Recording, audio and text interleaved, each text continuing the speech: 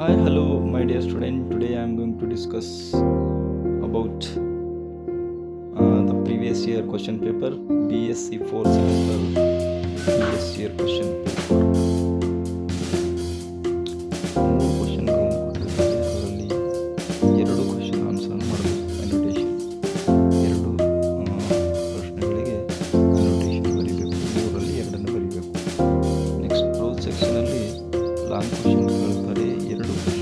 ಮೂರು ಕ್ವಶನ್ ಮೂರಲ್ಲಿ ಒಂದನ್ನು ಆನ್ಸರ್ ಮಾಡಬೇಕು. ಯಾವುದಾದ್ರೂ ಮೂರು ಪ್ರಶ್ನೆಗಳಲ್ಲಿ ಯಾವುದಾದ್ರೂ ಒಂದನ್ನು ಆನ್ಸರ್ ಮಾಡಬೇಕು. Any one of the following questions. Question ಇವು ಅನೋಟೇಷನ್ ಅಂತಂದ್ರೆ 5 ಮಾರ್ಕ್ಸಿನ ಎರಡು ಕ್ವಶನ್ಗಳನ್ನು ಆನ್ಸರ್ ಮಾಡಬೇಕಾಗ್ತದೆ.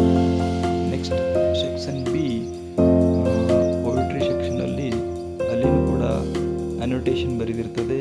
ಎರಡು ಕ್ವಶನ್ಗಳನ್ನು ಬರೀಬೇಕು. ಅಲ್ಲಿನೂ ಕೂಡ ಮೂರು ಪ್ರಶ್ನೆಗಳನ್ನು ಕೊಡಲಾಗಿರುವಂಥದ್ದು. ಅದರಲ್ಲಿ annotate any two of the following ಎರಡು ಕ್ವಶನ್ಗಳನ್ನು ಆನ್ಸರ್ ಮಾಡಬೇಕು. ಅಲ್ಲಿ ಪೊಯಿಟ್ರಿ ಸೆಕ್ಷನಲ್ಲಿ ಕೂಡ ಮೂರು ಕ್ವಶನ್ಗಳನ್ನು ಲಾಂಗ್ ಕ್ವಶನ್ಗಳನ್ನು ಕೊಟ್ಟಿರ್ತಾರೆ. Answer any of the following questions ಅಂತೇಳಿ ಮೂರು ಪ್ರಶ್ನೆಗಳಲ್ಲಿ ಆನ್ಸರ್ ಮಾಡಬೇಕು. Answer any one of following questions ಅಂದರೆ ಮೂರಲ್ಲಿ ಯಾವುದಾದ್ರೂ ಒಂದನ್ನು ಬರೀಬೇಕು. ನೆಕ್ಸ್ಟ್ ಸೆಕ್ಷನ್ ಸಿ ಒಳಗೆ ಅಲ್ಲಿ ಗ್ರಾಮರ್ ಪಾರ್ಟ್ ಇರ್ತದೆ. Section C grammar and composition ಕೇಳಾಗ್ತದೆ. ಪ್ರಶ್ನೆ ನಂಬರ್ 5ರಲ್ಲಿ ಅಲ್ಲಿ ಅಂತಂದ್ರೆ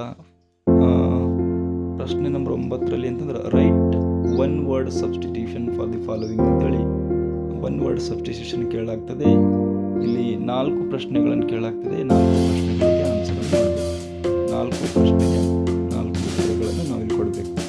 next right the meaning and making sentence of following idioms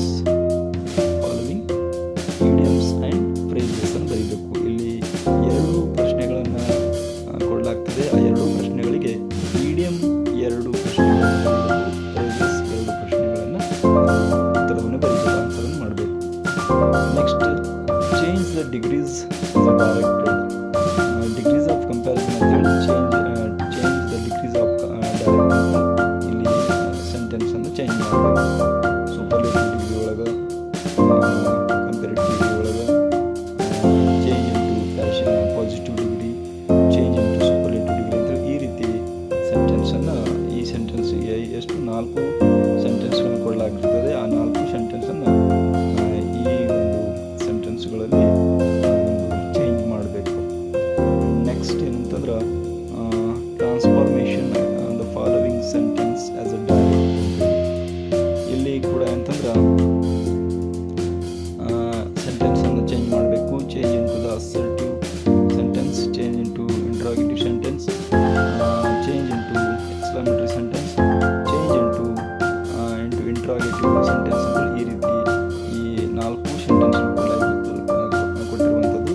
ಇವುಗಳನ್ನು ಇಲ್ಲಿ ಚೇಂಜಸನ್ನು ಮಾಡಬೇಕು. ನೆಕ್ಸ್ಟ್ ಏನಂತಂದ್ರೆ expand any one of the following idea.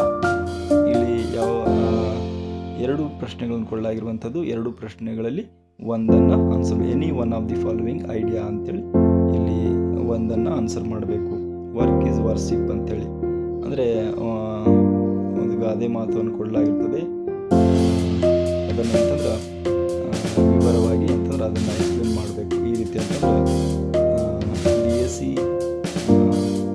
4th semester ಮತ್ತು BCA 4th ಸೆಮೆಸ್ಟರ್ ವಿದ್ಯಾರ್ಥಿಗಳಿಗಾಗಿ ಪ್ರೀವಿಯಸ್ ಕ್ವಶನ್ ಪೇಪರ್ ನಾವು ಈ ವಿಡಿಯೋದಲ್ಲಿ ಅನಲೈಸ್ ಮಾಡಿದೆವು.